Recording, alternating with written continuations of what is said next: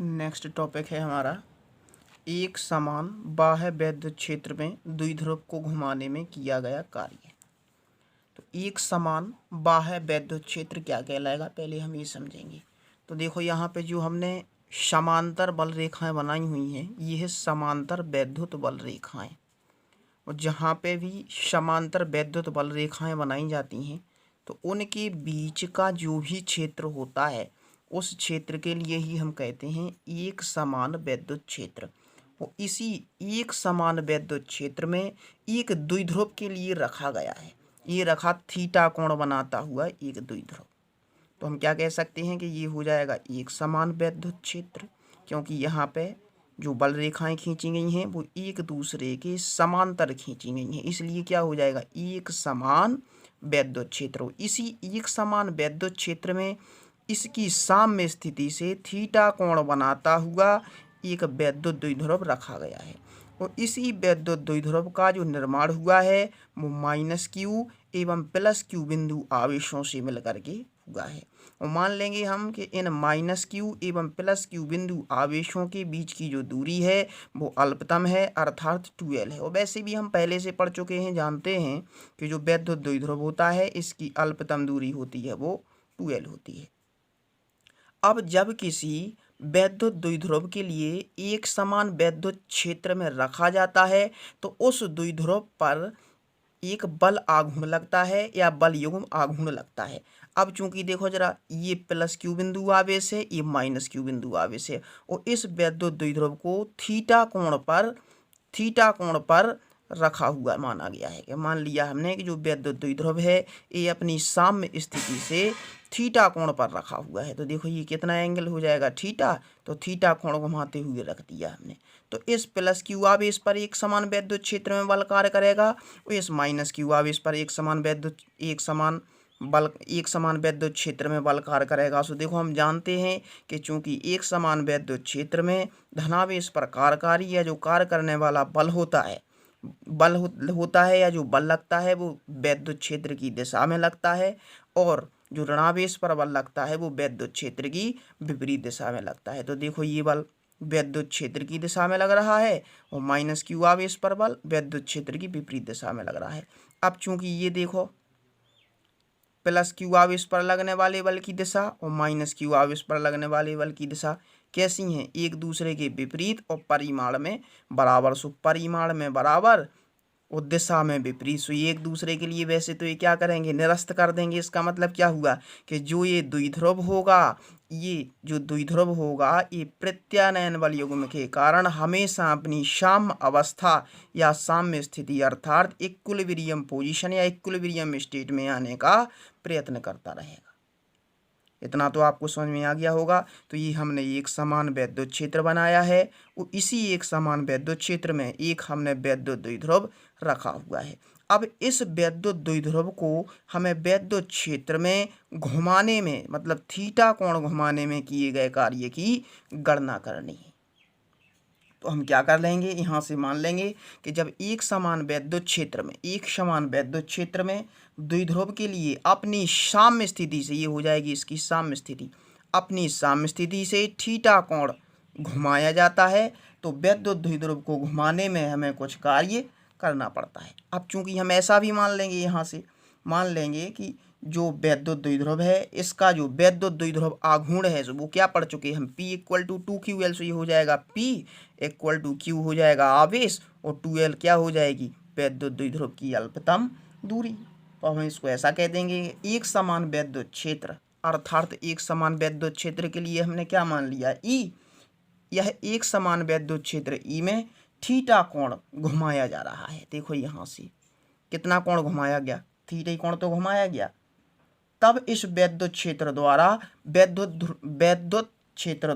इस वैद्युत द्विध्रुव पर लगने वाला प्रत्यानयन बल युग्म का आघूर्ण, वो हम लेसन नंबर 1 में आखिरी टॉपिक पढ़ा था। सो उसका मान हमने क्या निकाला था, τ = PE sin थीटा। सो देखो ये लिखा बल युग्म का, प्रत्यानयन बल युग्म का आघूर्ण क्या हो जाएगा, τ = PE sin थीटा, जहाँ P क्या कहलाता है द्विध्रुव आघूर्ण, E क्या कहलाता है वैद्युत क्षेत्र, sin थीटा हो जाएगा इसका एंगल। तो जैसे देखो यहाँ से निकाला था ना हमने इसका मान, तो ये एंगल थीटा दिया था, ये 12 था। इसका मान निकालने के लिए क्या लगा दोगे, लंब का मान निकालना ना। सो साइन थीटा बराबर क्या हो जाएगा, लंब बटे कर्ण। सो ये हो जाएगा लंब, ये हो जाएगा कर्ण। सो इसका मान निकाल लोगे आप, सो 12 साइन थीटा आ जाएगा। तो सॉल्व करने भी हम वैसे पहले लेसन में बता चुके हैं। तो ये टॉ का मान निकाल लिया आपने, बल युग्म किया आघूर्ण का, क्या आ गया, tau equal to p sine theta. अब चूंकि ये आप बल युग्म का आघूर्ण अर्थात प्रत्यानयन बल लगने के कारण होता क्या है कि ये हमेशा जो थीटा कोण पर घुमाने में हमें कार्य करना पड़ रहा है, तो ये जो वैद्युत द्विध्रुव होता है ये हमेशा अपनी सम अवस्था में रहने का प्रयत्न करता है या प्रयास करता है। जैसे अभी ये ऐसा है द्विध्रुव आघूर्ण और वैद्युत क्षेत्र हो जाएगा, ये जो वैद्युत द्विध्रुव है अभी ऐसा है और ये क्या हो गया इसका एक समान वैद्युत क्षेत्र। तो हमेशा ये अपनी सम अवस्था में रहने का ही प्रयास करेगा, ऐसा रखना पड़ेगा। जो हमें हमेशा बल लगाए रहना पड़ेगा। जैसे ही आप बल हटाओगे तो क्या हो जाएगा, ये दोबारा से अपनी सम अवस्था में फिर पहुंच जाएगा। जब तक बल लगा करके रखोगे तब तक ये अपनी उसी अवस्था में रहेगा और उसके बाद फिर पुनः कहाँ पहुंच जाएगा, अपनी सम अवस्था इक्विलिब्रियम स्थिति में पहुंच जाएगा। ऐसा ही तो होगा, ऐसा ही होगा अगर नहीं होगा तो हम यहाँ से क्या करेंगे, मान लेंगे ऐसा कि जो वैद्युत द्विध्रुव है इसके लिए वैद्युत क्षेत्र की दिशा में थीटा कोण बनाता हुआ रखा गया है, या इसको थीटा कोण या इसके लिए थीटा कोण घुमाने में हमें कुछ कार्य करना पड़ेगा। कार्य तो करना ही पड़ेगा, ऐसा तो माना जा सकता है। अब चूंकि जब इस पर जो प्रत्यानयन बल का आघूर्ण होगा वो होगा tau equal to p E sine theta हो जाएगा उसका मान। तो अब हम क्या करेंगे, इसको ऐसा मान लेंगे। अच्छा, अब आप यहाँ से ये देखोगे कि जो एंगल है ये थीटा, अगर हम इस थीटा का मान बदलते जाएंगे तो इस पर लगने वाली आघूर्ण का मान भी नहीं बदलता जाएगा। थीटा का मान बदलो, देखो इधर से थीटा का मान जैसे जैसे चेंज करते जाओगे तो टॉ का मान भी क्या हो जाएगा, वैसे ही बदलता जाएगा। तो क्या मान सकते, अगर हम इसको ऐसा मान लें कि वैद्युत द्विध्रुव को एक अनंत सूक्ष्म मतलब छोटा कोण, अनंत सूक्ष्म कोणीय विस्थापन डी थीटा के साथ घुमाया जाता हो, डी थीटा के साथ आगे घुमाया जाता हो।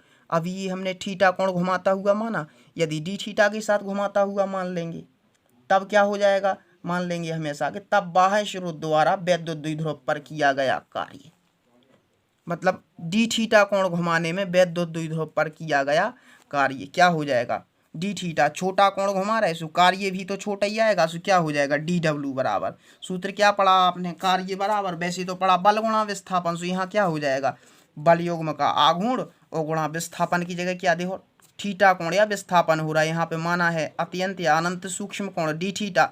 सो कोण के साथ विस्थापन हो रहा, सो क्या लगा देंगे, कोणीय विस्थापन। अब चूंकि बल युग्म का आघूर्ण की गणना पहले कर चुके, क्या निकाला था, पी साइन थीटा, लगा दो पी साइन थीटा और गुणा कोणीय विस्थापन कितना माना, डी थीटा। सो हमने कोणीय विस्थापन लगा दिया यहाँ से डी थीटा। अब चूंकि हम क्या कह सकते हैं कि अतः वैद्युत द्विध्रुव को क्षेत्र की दिशा से, मतलब क्षेत्र की दिशा कौन थी, क्षेत्र की दिशा तो यही थी कि नहीं थी। सो क्षेत्र की दिशा से थीटा कोण, क्षेत्र की दिशा से थीटा जीरो से, थीटा जीरो का मतलब क्या हुआ कि जब वैद्युत द्विध्रुव के द्वारा क्षेत्र की दिशा में बनने वाला कोण था 0 डिग्री था, तो हम क्या कह सकते, थीटा जीरो से थीटा कोण घुमाने में, थीटा जीरो मतलब यहाँ पे एंगल थीटा जीरो कहाँ तक घुमा दिया, थीटा कोण घुमाने में किया गया कार्य। देखो ये आपके लिए हम पहले कई बार बता चुके हैं 11th क्लास से कि जब हम छोटे कोणों का मान निकाल लेते हैं और बड़े का निकालना पड़ता है तो हम क्या कर देते, सीधा इंटीग्रेशन, मतलब क्या करना पड़ता, समाकलन।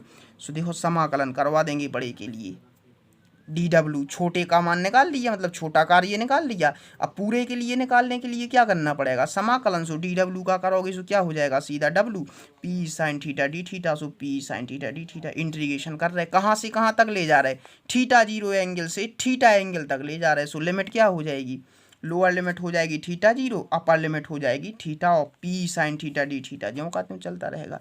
अब चूंकि पी तो हो जाएगा बाहर, साइन थीटा का करेंगे integration with respect to theta, तो क्या हो जाएगा इसका integration, minus cos theta. So minus तो हो जाएगा बाहर और साइन थीटा का कॉस थीटा हो ही जाएगा, minus cos theta. So p बाहर हो जाएगा, so minus p cos theta और लिमिट क्या चलती रहेगी, थीटा जीरो और थीटा। सो माइनस पी, अब upper limit minus lower limit, so क्या आ जाएगा इधर से cos theta minus cos theta zero. अब डब्लू बराबर, अब इसको पलट करके लिखे दे रहे हम, सो पी ई इधर आ जाएगा कॉस थीटा जीरो और माइनस क्या हो जाएगा कॉस थीटा। इस प्रकार से हम क्या कह सकते हैं कि अतः वैद्युत द्विध्रुव को वैद्युत क्षेत्र की दिशा अथवा साम्य स्थिति। साम्य स्थिति का मतलब क्या हुआ कि वैद्युत क्षेत्र की दिशा के साथ बनने वाला कोण हो द्विध्रुव का वो 0 हो, मतलब थीटा 0 का मान कितना हो 0 से कोण थीटा घुमाने में किया गया कार्य। सो थीटा 0 की जगह कितना लगा दें 0। सो देखो यहाँ से W बराबर PE और cos 0 का मान क्या हो जाएगा 1। सो क्या आ गया 1 माइनस कॉस थीटा। सो यही क्या हो जाएगा वैद्युत द्विध्रुव को वैद्युत क्षेत्र की दिशा से अर्थात साम्य स्थिति से थीटा कोण घुमाने में किया गया कार्य होगा W equal to PE 1 minus cos theta. अब चूंकि यहाँ पे 2 केस एराइज हो सकते हैं, वो क्या होंगे। फर्स्ट केस एराइज ये होगा, स्पेशल केसेस में लेकर के चलेंगे हम नोट के तौर पे। जैसे ये हमारा एक समान वैद्युत क्षेत्र था। अब हम मान लें अगर कि यदि वैद्युत द्विध्रुव को क्षेत्र की दिशा से 90 डिग्री घुमा दिया जाए, ये था वैद्युत द्विध्रुव। क्षेत्र की दिशा से अभी कितना घुमाया गया था वैद्युत क्षेत्र की दिशा से थीटा डिग्री। कितना घुमा दें 90 डिग्री। सो थीटा का मान कितना हो जाएगा 90 नहीं हो जाएगा। देखो इस एंगल का मान यहाँ पे आ जाएगा, लंबवत पड़ने लगेगा ना वैद्युत द्विध्रुव। सो थीटा इक्वल टू कितना लगा देंगे 90 डिग्री। So W equal to PE और 1 माइनस कॉस थीटा की जगह कॉस 90। सो कॉस 90 का मान 0। सो PE 1 माइनस कॉस 90 का मान 0। सो क्या आ गया P। क्या कह सकते हैं हम कि यदि वैद्युत द्विध्रुव को क्षेत्र की दिशा के साथ 90 डिग्री घुमा दिया जाए तो किया गया कार्य W बराबर PE होगा। सेकंड स्पेशल केसेस में देख लेंगे सेकंड नोट के तौर पे। वो क्या हो जाएगा कि यदि वैद्युत द्विध्रुव को वैद्युत क्षेत्र की दिशा से 180 डिग्री कोण घुमाया जाए, ये हो गया वैद्युत क्षेत्र। एक समान वैद्युत क्षेत्र था, कितने डिग्री घुमा दो, अभी थीटा घुमा रहे थे तो ये 90 घूम गया, ये कितना हो गया 180 डिग्री। सो 180 डिग्री घुमा दे रहे। सो थीटा की जगह कितना लगा देंगे पूरा लगा देंगे 180। सो देखो यहीं लगाया होगा हमने, थीटा इक्वल टू कितना लगा देंगे 180 डिग्री। So W equal to PE 1 minus cos 180। Cos 180 का मान माइनस 1। सो क्या हो जाएगा PE और 1 माइनस 1 और माइनस पहले से था सो प्लस 1। सो 1 और 1 हो जाएगा 2 और PE। सो क्या आ जाएगा PE। ऐसे हम कह सकते हैं कि यदि वैद्युत द्विध्रुव को क्षेत्र की दिशा से 180 डिग्री घुमाया जाए तो जो किया गया कार्य होगा वो 2PE होगा। और यदि क्षेत्र की दिशा के साथ लंबवत घुमाया जाए तो क्या हो जाएगा किया गया कार्य PE हो जाएगा। तो ये टॉपिक आपका कंप्लीट हुआ। तो इसी के साथ आपका टॉपिक आगे का बताएंगे हम अगली वीडियोज़ में। और जिन विद्यार्थियों ने अभी चैनल के लिए सब्सक्राइब नहीं किया हो तो वो चैनल सब्सक्राइब करें, जिससे कि उनके पास तुरंत नोटिफिकेशन पहुँचे, अर्थात तुरंत बेल बज करके उनके पास सूचना पहुँचे कि वीडियो आपके पास आ चुकी है।